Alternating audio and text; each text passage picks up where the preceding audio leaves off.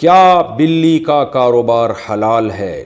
کیا بلیوں کا کاروبار کرنا جائز ہوگا؟ اگر ہم بلیاں پالیں اور بعد میں اسے بیچیں تو کیا یہ جائز ہے؟ عظمیٰ صاحبہ ممبئی سے۔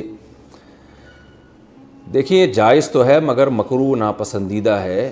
نبی صلی اللہ علیہ وسلم نے بلی کے جو اجرت ہے، یعنی بلی کو آپ فروخت کر کے جو اس کا ثمن حاصل ہوتا ہے، اس کو آپ صلی اللہ علیہ وسلم نے اس کو ناجائز قرار دیا ہے۔ تو جمہور علماء وہاں جو کہتے ہیں کہ آپ صلی اللہ علیہ وسلم نے اس کو پسند نہیں کیا، اس سے مراد کراہت تنزیہیہ ہے، یعنی حرام۔ بعض علماء تو حرام ہونے کے قائل ہیں، لیکن جمہور علماء کہتے ہیں کہ وہاں مراد جو نبی نے منع کیا ہے، یعنی بلی کے جو قیمت ہے اس کو کھانے سے، تو یہ ممانعت حرام کے درجے میں نہیں ہے بلکہ کراہت تنزیہیہ کے درجے میں۔ دوسرے دلائل کی روشنی میں اس کی وجہ ہے کہ بلی کا جھوٹا حلال ہے، جھوٹا پاک ہے بلی کا، تو وہ ناپاک جانور نہیں ہے، تو اس لیے اس کے ناجائز ہونے کی اور کوئی وجہ نہیں ہے۔ البتہ اس حدیث کی روشنی میں بعض علماء کہتے ہیں کہ حرام ہے، لیکن جمہور علماء کہتے ہیں کہ مکروہ تنزیہی ہے۔ مکروہ تنزیہی کا مطلب ہوتا ہے ایوائڈ کرنا، بچنا بہتر ہے۔ تو مشورہ میرا یہ ہے کہ اگر آپ نے کوئی بلی بیچ دی ہے تو اس کی قیمت اگر آ گئی ہے تو ٹھیک ہے، لیکن آئندہ بہتر یہ کہ اس کو کاروبار آپ نہ بنائیں۔ حرام میں نہیں کہہ رہا، قول میں وہی کر رہا ہوں جو جمہور کا قول ہے کہ حرام نہیں ہے، مکروہ تنزیہی ہے، لیکن بہتر یہی ہے کہ آپ اس سے اجتناب کریں۔ حلال جانوروں کا کاروبار کیا کریں، اس میں برکت ہوتی ہے۔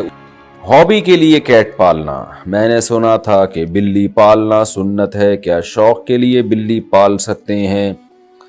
بلی پالنا جائز عمل ہے کیونکہ پاک جانور ہے، ناپاک نہیں ہے، اس کا تھوک بھی پاک ہے، لیکن ترغیبی عمل نہیں ہے۔ یہ ترغیب حلال جانوروں کی ہے کیونکہ اس سے لوگوں کو فائدہ ہوتا ہے، خوراک سستی ہو جاتی ہے۔ مرغیاں پالیں گے، انڈے ملیں گے۔ حدیث میں آتا ہے مرغے کو برا مت کہو کیونکہ وہ اذان کے لیے جگاتا ہے، نماز کے لیے جگاتا ہے۔ تو پھر انبیاء نے بکریاں چرائی ہیں، تمام پیغمبروں نے، تو اس لیے حلال جانوروں کو کے پالنے کو تو اپریشیٹ کیا جائے گا۔ حرام جانور بس آپ کا شوق ہے تو ٹھیک ہے، لیکن کوئی فضیلت نہیں ہے اس کی۔ کیا بلی کا جھوٹا کھا پی سکتے ہیں؟ بلی پالنا کیسا ہے؟ کیا بلی کا جھوٹا حلال ہے؟ اگر بلی نے گوشت یا دودھ میں منہ مار دیا تو اس کے استعمال کا کیا حکم ہے؟ موسیٰ جان ریاض سے۔ حدیث میں آتا ہے نبی صلی اللہ علیہ وسلم نے بلی کا جھوٹے کو پاک قرار دیا ہے اور اس کی وجہ یہ بیان کی فَإِنَّهَا مِنَ الطَّوَّافِينَ عَلَيْكُمْ، یہ تم پر بار بار چکر لگاتی ہے، یعنی گھریلو جانور، اس سے بچنا بہت ممکن ہے۔ تو اس لیے فقہاء نے لکھا ہے کہ بلی کا جھوٹا پاک ہے، لیکن مکروہ بہرحال ہے۔ مکروہ اس لیے کہ درندوں کے جھوٹے ناپاک ہوتے ہیں، حرام جانوروں کا جھوٹا ناپاک ہوتا ہے، تو بلی بھی بہرحال ایک درندہ ہے۔ تو نبی نے جو گنجائش دی اس کی وجہ بتا دی کہ اس سے بچنا ممکن نہیں ہے، بہت مشکل ہے اس سے بچنا، بار بار گھروں میں آتی ہے، منہ لگا دیتی ہے کھانے پینے کی چیزوں کو۔ تو اس سے پتہ چلتا ہے کہ ضرورت کی وجہ سے اس کی اجازت دی گئی ہے۔ تو ضرورت کی وجہ سے جس چیز کی اجازت دی جائے تو اس میں یہی ہوتا ہے کہ احتیاط بہتر ہے۔ تو اگر بلی نے گوشت میں منہ مار دیا، پانی میں منہ مار دیا تو استعمال کر سکتے ہیں، لیکن اگر کوئی احتیاط پر عمل کرے تو بھی ٹھیک ہے، تو زیادہ اچھا ہے۔